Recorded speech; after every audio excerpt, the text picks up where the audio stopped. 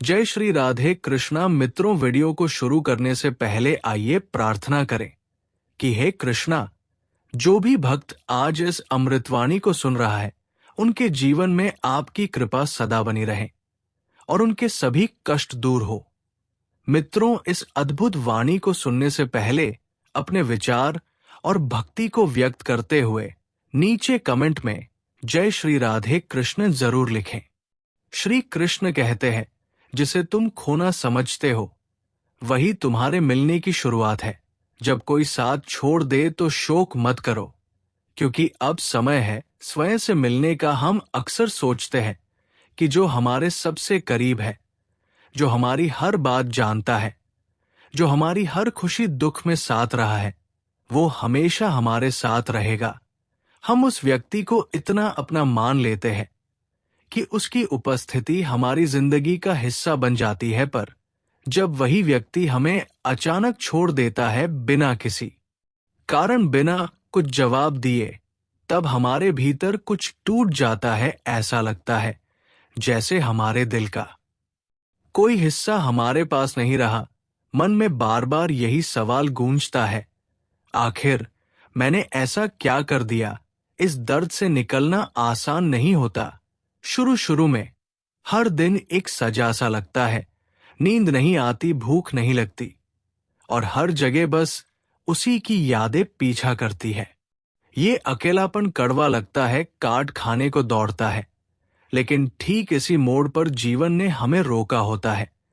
किसी बात को समझाने के लिए अकेलापन कोई सजा नहीं है, वो तो जीवन का आईना है, जो तुम्हें दिखाता है कि अब तक जो तुम सोचते थे कि तुम्हारे बिना जी नहीं सकते, उसके बिना भी सांसें चल रही है और चलेंगी। धीरे धीरे जब शोर कम होने लगता है और मन की चुप्पी बढ़ने लगती है, तब हम खुद से बातें करने लगते हैं। उस व्यक्ति के जाने के बाद जो खालीपन बना, वो खालीपन दरअसल हमारे भीतर मौजूद सच्चे स्वरूप को जगह देने आया है। जब कोई हमें छोड़ता है तो हम अपने आप से मिलते हैं।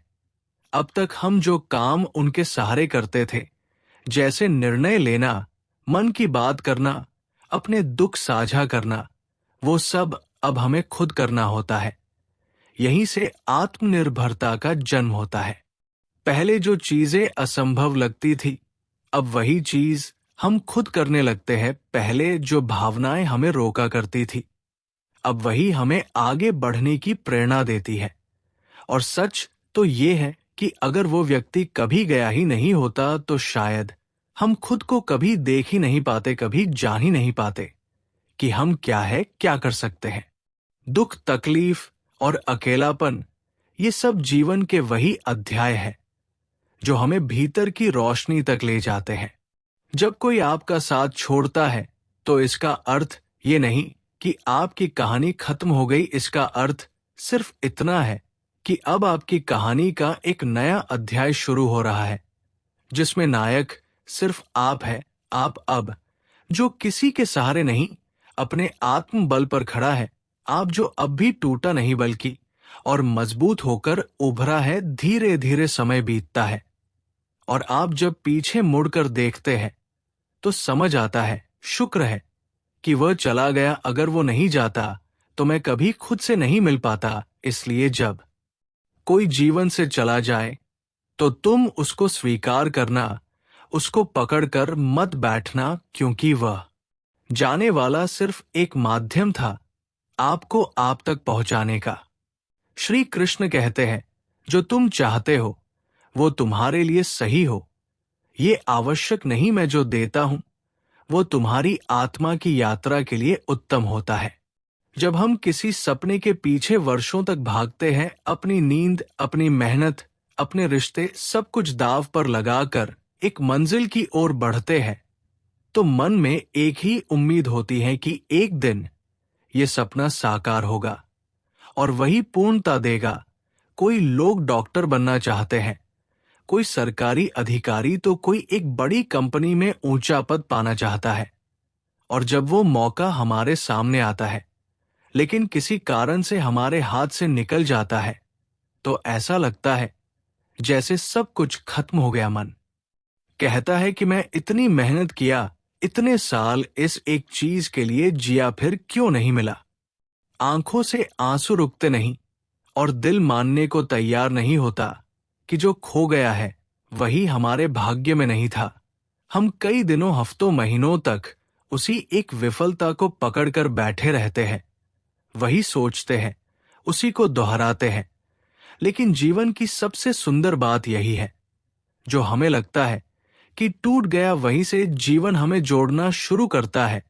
कुछ समय बाद जब हम अपने दुख से बाहर निकलते हैं और जीवन को दोबारा जीने की कोशिश करते हैं, तब कुछ नया सामने आता है। कोई नया अवसर, कोई नया रास्ता, कोई ऐसी दिशा जिसका हमने कभी सोचा भी नहीं था। शुरुआत में हम उसे संयोग समझते हैं, लेकिन जैसे जैसे हम उसमें गहराई से उतरते हैं तो हमें महसूस होता है यही वो राह थी जो हमें चाहिए थी। जो पहले हम चाहते थे वो हमारे मन की चाह थी, लेकिन जो अब मिला है वो हमारे आत्मा की जरूरत है। आप सोचिए, जो एक इंसान वर्षों तक प्रशासनिक सेवा की तैयारी कर रहा था, लेकिन सफलता नहीं मिली, वही इंसान एक दिन स्कूल खोलता है, बच्चों को पढ़ाना शुरू करता है और उनके जीवन को बदलने लगता है। फिर वही इंसान कहता है, अगर मैं उस नौकरी में चला जाता तो शायद मैं इतने बच्चों के जिंदगी में कभी कुछ अच्छा नहीं कर पाता। श्री कृष्ण अर्जुन से कहते हैं, तुम्हारा अधिकार केवल कर्म पर है, फल पर नहीं। जब हम किसी लक्ष्य को पाने की चाह में कर्म करते हैं और फिर भी वो नहीं मिलता, तो ये सोचना छोड़ दीजिए कि अपने कम मेहनत की नहीं, आपकी मेहनत पूरी थी, लेकिन उस फल का आपके जीवन में आना आवश्यक नहीं था। कभी कभी भगवान हमें उस रास्ते पर नहीं ले जाते जो हमने चुना होता है, क्योंकि वो जानते हैं कि अंत में जो हमें चाहिए वो हमारी समझ से परे है, और इसीलिए वो हमें वहां ले जाते हैं जहां हमें वास्तव में होना चाहिए। जो खोता है वही तो रास्ता बनाता है उसको, जहां जीवन पूरी अपनी पूरी गहराई के साथ आपका इंतजार कर रहा होता है। तो अगली बार जब कोई सपना टूटे तो उसे अंत मत समझिए, वो तो बस एक संकेत है कि अब कोई और दरवाजा खुलने वाला है, जो शायद आपकी सोच से भी बड़ा होगा, क्योंकि श्री कृष्ण का मार्ग वही देता है जो आत्मा के लिए सच चाहो, और आत्मा को वही प्राप्त होता है जिससे वो संपूर्ण बन सके। श्री कृष्ण कहते हैं, जब कोई मार्ग अवरुद्ध हो जाए तो उसे अंत मत समझो, क्योंकि जो द्वार बंद हुआ है वो तुम्हें किसी और अधिक सटीक दिशा की ओर मोड़ रहा है। मेरी योजना तुमसे बड़ी है और हर मोड़ तुम्हारी आत्मा की पूर्णता के लिए है। कई बार जिंदगी हमें ऐसे मोड़ पर लाकर खड़ा कर देती है जहां से हमें कुछ भी साफ दिखाई नहीं देता। हम चलते हैं, बढ़ते हैं, उम्मीद रखते हैं कि जिस दिशा में जा रहे हैं वही मंजिल मिलेगी, लेकिन फिर अचानक कोई दरवाजा बंद हो जाता है। कभी किसी इंटरव्यू में रिजेक्ट हो जाते हैं, कभी कोई रिलेशनशिप टूट जाता है, कभी कोई जरूरी मौके से हमें पीछे हटा दिया जाता है, और हम समझ ही नहीं पाते कि अब करें क्या। ऐसे समय पर मन में सबसे पहला सवाल यही उठता है, क्यों क्यों मेरे साथ ऐसा हुआ। हम सोचते हैं कि शायद हमारी किस्मत ही खराब है। हम खुद को कोसने लगते हैं या भगवान से नाराज हो जाते हैं, लेकिन धीरे धीरे जब समय बीतता है और हम उस बंद रास्ते को छोड़कर आगे बढ़ते हैं, तब कहीं जाकर समझ आता है कि दरअसल जो रास्ता बंद हुआ था वो हमें किसी बेहतर रास्ते की ओर ले जाने के लिए था। सोचिए, एक लड़की जिसे कई बार मेडिकल एग्जाम में असफलता मिली, हर बार जब रिजल्ट आया तो उसने अपनी कोशिशों पर शक किया, खुद को नाकाम समझा, लेकिन उसी दौरान उसने कुछ नया करना शुरू किया। लोगों को हेल्थ पर बात करना, ब्लॉग लिखना, वीडियो बनाना। धीरे धीरे वो लोगों के लिए हेल्थ गाइड बन गई। आज वही लड़की हजारों लोगों को जागरूक कर रही है, प्रेरणा दे रही है। और अगर वो पहले डॉक्टर बन भी जाती तो शायद इतने जीवन को छूने का अवसर कभी ना मिलता। इसी तरह एक आदमी की नौकरी चली गई, घर में पैसों की तंगी, रिश्तों में तनाव, हर चीज ने उसे तोड़ दिया। उसी दौड़ में उसने अपने पुराने शौक चित्रकारी को फिर से उठाया। कुछ ही महीनों में उसकी पेंटिंग सोशल मीडिया में पसंद की जाने लगी और एक दिन उसे अंतर्राष्ट्रीय एग्जीबिशन का निमंत्रण मिला। वो दरअसल जो खोया था, वो एक नया द्वार खोलने की भूमिका निभा रहा था।